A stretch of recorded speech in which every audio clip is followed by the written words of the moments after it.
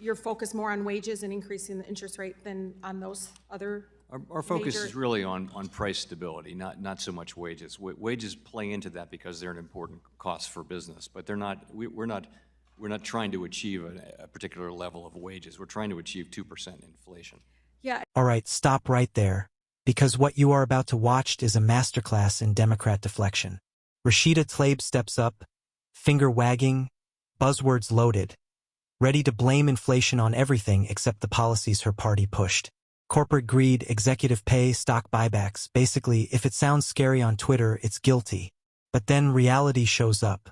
She asks the Fed chair point blank how much those things actually impact inflation. And suddenly it's crickets. No numbers, no data, just vibes. This is where it gets good. The Fed chair calmly explains, very slowly, very clearly, that inflation isn't driven by CEO paychecks or buybacks, and you can almost hear the narrative collapsing in real time. Democrats want you to believe inflation is caused by greedy executives twirling mustaches, not by trillions printed, supply chains wrecked, and energy costs spiked by bad policy. Republicans, they stick to economics, facts, and reality. So buckle up, because this exchange exposes the entire scam. If you're tired of politicians blaming capitalism instead of their own decisions, hit like, subscribe, and stay locked in. Let's watch the full clip before I give you the full breakdown. Now recognize the gentlewoman from Michigan, Ms. Tlaib, for 5 minutes. Thank you so much, Mr. Chairman. Thank you, Chair Powell, for being here. You have a lot of economic, projections, economic projections, various data, various reports that are coming out.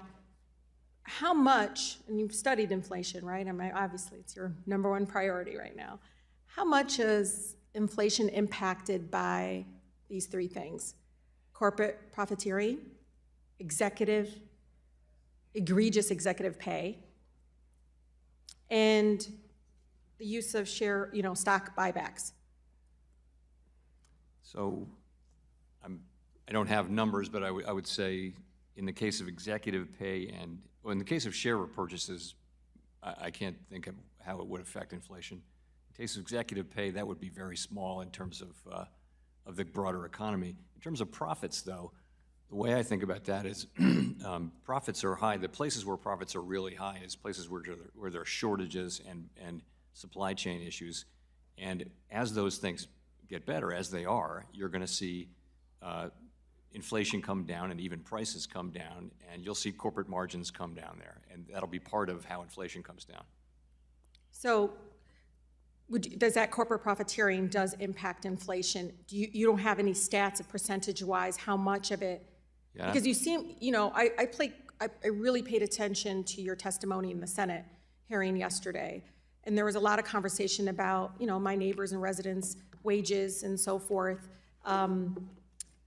They're finally starting to see a little bit more closer to possibly getting fair wages. It's not even far enough, but I don't know if the Feds is paying closer attention to monopolies, corporate profiteering, and executive egregious pay. All of it, even the stock buybacks, you're saying all of that aside, you're focused more on wages and increasing the interest rate than on those other Our focus is really on price stability, not so much wages. Wages play into that because they're an important cost for business, but they're not. We're not trying to achieve a particular level of wages. We're trying to achieve 2% inflation.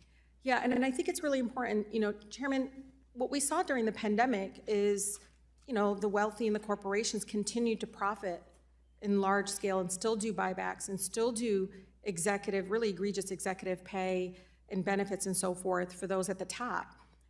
And then, of course, the communities and such were impacted by it. But what I hear consistently is folks thinking that's the reason. All of a sudden wages are skyrocketing, all this. But all I see is continuation, again, of those that are already getting a huge benefit, the folks at the top, the executives and so forth. My friend Glenn taught me this today, that the Feds are actually sitting on something in Dodd-Frank Section 956. You all are sitting on the last 12 years on guidance regarding executive compensation and the high risks of it. Like around, there was some sort of proposal done, not implemented, Again, it's been 12 years. Why is that something that you're not concerned about regarding inflation? Well, Like you guys are sitting, one, you're sitting on it, right? Why? well, It's been 12 years. And then two, why is that you're saying that's not big deal? That's not going to impact the cost of products and so forth for our residents? it's a multi-agency rule, and there have been repeated attempts to get 5 or 6 or 7, however many it is, agencies to agree. That's one thing. On disclosures? No, this is on, it's on policies to, Yeah, which include disclosures and arrangements regarding executive pay the and disclosures the risk of are it. there. Anyway, 956 is, you're right, we haven't been able to get agreement among the agencies. But more to the point, their boards long since, this is just for the big banks where we have this authority, long since board of directors are very focused on how executive compensation works and that it not reward, unnecessarily risky behavior and that kinds of things. Yeah, but in Dodd-Frank, which Congress passed, there should, you're supposed to put something in place. And it's not in place. And look, I'm saying this because so many people in this chamber, and I feel like the feds are more obsessed with wages than they are in regards to the monopolies, the corporate profiteering. There hasn't been any, really, I don't think there is a laser focus on that. And it's really, because I think the feds and Congress can support fair wages and still combat inflation if you are fair in combating egregious executive pay, monopolies, and corporate profiteering. We don't do competition policy, and we also don't, broadly speaking, regulate corporate wages. But Gentlelady's 956 time's would have addressed expired. it. That exchange was a perfect example of vibes versus facts, and the Fed chair, backed by Republican logic, won it without raising his voice. Tlaib came in loaded with buzzwords: corporate profiteering, executive pay, buybacks, monopolies. Sounds dramatic, feels righteous, and yet, when pressed for actual numbers, actual impact, actual evidence, nothing. Not a single statistic, just feelings dressed up as economics. Here's the reality Democrats hate hearing. Executive pay does not drive inflation. Stock buybacks do not drive inflation. CEOs didn't sneak into the grocery store at night and jack up prices. Inflation exploded because trillions were printed, demand was supercharged, supply chains were wrecked, and energy costs were driven up by policy choices.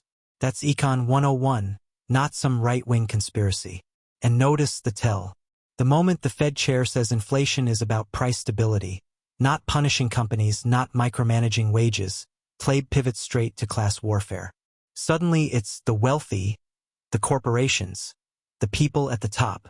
That's the Democrat playbook when facts don't cooperate. They don't want solutions, they want villains. What really gave it away was her obsession with wages. Democrats keep pretending the Fed is targeting workers, when in reality, inflation is what destroys wages. Inflation is a tax on the poor and middle class. Republicans understand that controlling inflation protects paychecks. Democrats want to protect narratives, even if it means burning purchasing power to the ground. And the cherry on top.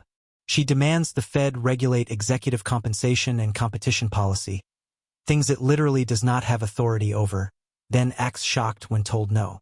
That's not accountability. That's government expansion by tantrum. The Fed chair stayed calm, stayed factual, and refused to turn monetary policy into a progressive grievance seminar. Republicans are right on this. Inflation isn't caused by capitalism existing, it's caused by bad policy. And this exchange showed exactly why Democrats would rather yell about greed than admit they broke the system.